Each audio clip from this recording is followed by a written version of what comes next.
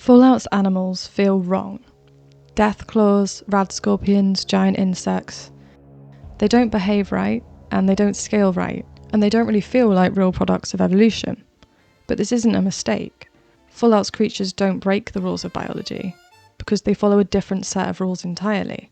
They're not built on modern evolutionary biology. They're built on the 1950s popular view of biology. So today I want to show you how the science of the atomic age shaped Fallout's creatures, what people thought biology was capable of, and what they didn't yet understand, and why the wasteland still runs on those outdated rules. Because Fallout isn't asking what would realistically evolve, it's preserving a mid-century vision of the future, one which was shaped by fear, optimism, and incomplete science. The 1950s sit in an awkward scientific gap. DNA had only just been identified as the genetic material. Evolutionary theory already existed, but the mechanisms behind it were still not fully understood. Entire fields were fragmented or underdeveloped. Biology felt newly powerful, but poorly bounded. There was a genuine sense that life could do almost anything, we just hadn't pushed it hard enough. And that uncertainty didn't stay in laboratories, it flowed straight into popular culture. The atomic bomb didn't just change warfare, it changed how people imagined nature itself. For the first time, humans had demonstrated a force that could reshape landscapes, alter bodies, and rewrite the future. If atoms could be split, why not species? Radiation became shorthand for unlimited change, not gradual adaptation, but sudden transformation. And this idea appeared everywhere, in films, pulp magazines, and popular science writing. Giant insects, irradiated monsters, and mutated creatures filled cinema screens in the 1950s. And Fallout's world is built entirely on this idea that enough energy can fundamentally remake life. In atomic age fiction, monsters weren't just animals, they were warnings. Godzilla wasn't a creature to be studied, it was a consequence of nuclear power made visible. So they were a representation of human arrogance and technological overreach, and essentially the consequences of unchecked curiosity. They weren't creatures to be studied or understood, they existed to signal that something had gone wrong. And Fallout's creatures follow this tradition exactly. It's not random mutation. Super mutants weren't shaped by evolution, they were created through forced exposure to FEV. An attempt to improve humanity, to make it stronger, hardier. But what resulted wasn't a next step in evolution, it was a biological dead end. Deathclaws weren't accidents, they were designed as pre-war weapons. Cazadors were engineered as experiments. Even the fire ants of Greyditch came from a well-intentioned experiment that quickly escaped control. Each of these are moral consequences, the consequences of human ambition. And it's important to be clear about something here. This wasn't because biologists in the 1950s didn't know better. By the mid-20th century, many of the limits of mutation were already being discussed in academic journals. Scientists were aware that most mutations were neutral or harmful, and that evolution wasn't a shortcut to improvement. But that science lived in a very different world. It wasn't instantly accessible or widely communicated, and it certainly wasn't what most people encountered.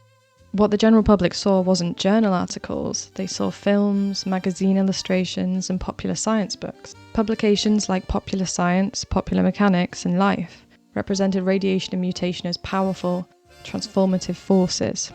And science fiction magazines like Amazing Stories and Astounding pushed the idea even further. And that public-facing version of biology, simplified, speculative, and exaggerated, is what Fallout inherits. And in that world, mutation was often imagined as productive. So it was framed as something that could be directional, transformative, and potentially beneficial. Radiation exposure was thought to accelerate evolution, unlock hidden traits, and create new or superior organisms. That's not how scientists talked in journals, but it was how biology was presented to the public in films, magazines, and science fiction. And Fallout shows this framing perfectly. Mutation doesn't just damage organisms, it builds monsters. And this is where the Forced Evolutionary Virus fits so cleanly.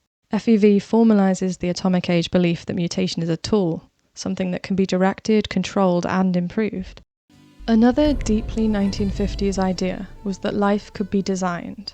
Apply enough force, radiation, chemicals, or viral exposure, and organisms would reorganise into something better. And if you think about it, Fallout's creatures do behave as if traits can be stacked, size can increase without a cost, and aggression automatically equals success. And that isn't evolutionary biology, that's engineering logic. And super mutants are the clearest example. They're not shaped by selection over generations, they're manufactured. And FEV treats evolution like a system that can be forced, optimised, and controlled. That isn't how evolution works, but it is how 1950s science fiction imagined biology could work. Mid-century popular science inherited a simple assumption: bigger meant better. Larger animals were assumed to be stronger, more dominant, and more successful. And this thinking dominates 1950s monster media. Giant killer shrew. Films like Them, Tarantula, and The Deadly Mantis treated size itself as a threat. And it's everywhere in Fallout. Modern biology tells us that size comes with costs, and that size is shaped by energy, climate, and ecology. It's not treated as an automatic advantage. And if you want a real-world example of that, I've linked an open access paper of mine in the description. So the costs include increased energy demand, heat regulation problems, structural stress. But Fallout's creatures ignore these costs. And it's not because the designers didn't care, it's because they chose to base Fallout on the simplified public 1950s understanding of biology of the atomic age. Modern biology is ecosystem focused. 1950s biology often wasn't, at least not in the way we think about it today. Organisms were commonly framed as isolated units, individual threats, or standalone experiments. And this is exactly how monsters appear in 1950s cinema. They arrive fully formed, pose an immediate danger, and are often confronted in isolation. And Fallout mirrors this perfectly. Creatures exist to be encountered, not embedded in food webs or population dynamics. Much like the monsters of atomic age cinema, Fallout treats creatures as consequences, not components of ecosystems. In the public science culture of the atomic age, limited understanding left plenty of room for fear. Radiation was invisible, uncontrollable, and believed to permanently alter living organisms in unpredictable ways. And that uncertainty shifted how biology itself was perceived. Because animals exposed to radiation were no longer neutral, they became visible reminders of human interference and the consequences that people feared they'd unleashed.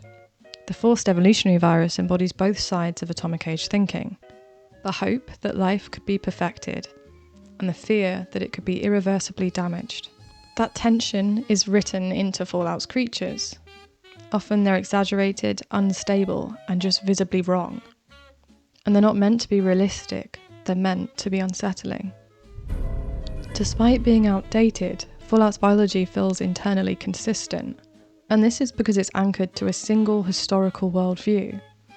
The game isn't asking what would realistically evolve, it's asking what did people once fear might evolve. And that shared fear is what unifies the wasteland.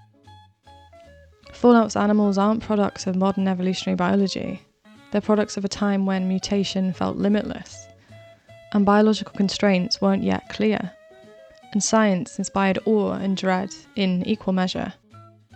And they're built on the popular view of biology in the 1950s, and that's exactly why they look the way they do. Fallout doesn't show us the future that biology actually produced or will produce. It shows us the future biology people once imagined, a world shaped by atomic age fears, optimism about control, and an incomplete understanding of how life really works. And its creatures are artifacts of a particular moment in history. So understanding the science of the past tells us far more about Fallout than trying to apply the science of today.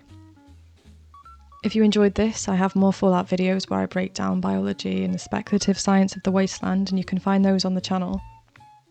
And if you'd like to support this kind of long-form research-driven work, then there's Buy Me a Coffee and channel memberships linked below.